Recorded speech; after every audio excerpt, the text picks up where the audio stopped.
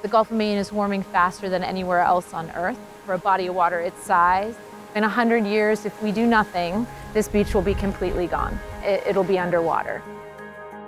We do a Gulf of Maine field studies class, and they measure the rise and fall of the beach.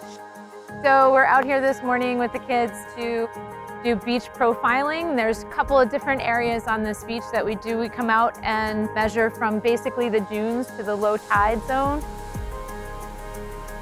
As time goes on, it'll measure whether the storm surges are really affecting the state of the beaches, and it'll also show sea level rise because the low tide zone will be coming up further and further.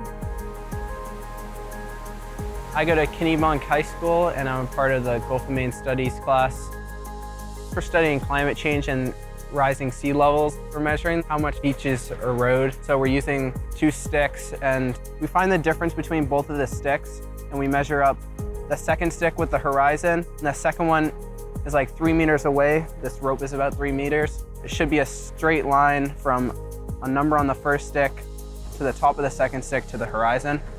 And then that will give us either an elevation or a decrease in elevation. If it's a decrease in elevation, it tells us that the water has eroded much of the sand. This data has been being collected for 40 years. It adds to the state data for the state of the beaches. Over a long term of years, I feel like it'll show a lot of how the seas are indeed rising.